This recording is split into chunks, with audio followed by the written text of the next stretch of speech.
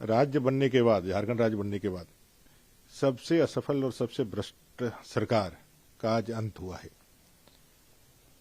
माननीय हेमंत सोरेन जी से बहुत उम्मीदें थी राज्य की जनता को, जब पूर्ण बहुमत की सरकार उनके गठबंधन को मिला था और लोगों को लगता था कि एक नौजवान मुख्यमंत्री झारखंड को मिला है तो कुछ करेगा।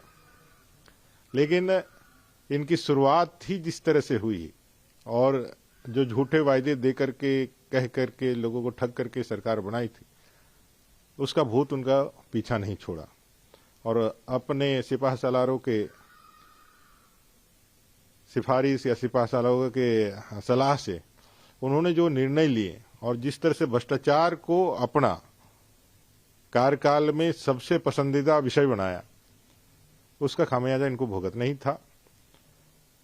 पद का दुरुपयोग जिस तरह से किया, जिस तरह से पैसा पैसा पैसा पैसा को ही भगवान इस सरकार में बना दिया गया, झारखंड की जनता की सेवा को इन्होंने दरकिनार कर दिया गया, युवाओं के भविष्य के साथ बड़े भद्दे तरीके से मजाक किया। जैसे सीजीएल आज सबसे बड़ा उदाहरण बनकर के सामने खड़ा है, नौकरियां तक इन्होंने बेच दी। इनका तो अंत होना ही था और कहीं ना कहीं अहंकार इनके अंदर आ गया था। जब रावण का अहंकार नहीं टिका तो इनका अहंकार कैसे टिकता।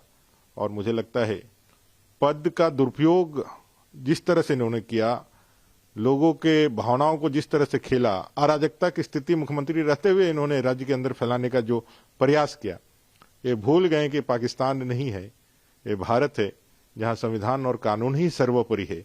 कितना भी बड़ा दिग्गज धर क्यों ना हो, उसको कानून के मातहत ही आना ही पड़ता है। आज उनको इस बात का ज्ञान आया होगा और वो अपने भूलों पे प्रायश्चित कर रहे होंगे। उनकी जो इच्छा थी कि उनके बाद उनका सक्सेसर उनकी धर्मपत्नी बने, वह सपना भी टूट गया। स्वार्थ की राजनीति, वंशवाद की राजनीति, परिवारवाद की राजनीति करने वाले लोगों का एक बेहतरीन उदाहरण माननीय हेमंत जी के एक कार्यकाल और उनके राजनीति को हम देख सकते हैं। का नाम सर्वसम्मति से अभी एक विश्वास प्रस्ताव के लिए उन्होंने एक पत्र विधायकों का समर्थन का सौंपा है। जो सूचनाएं मिल रही हैं आप लोगों के माध्यम से, 43 लोगों का समर्थन का पत्र उन्होंने सौंपा है। महामहिम राज्यपाल उस पर विचार करेंगे। अच्छे मृदुभाषी व्यक्ति के रूप में हम लोग देखते हैं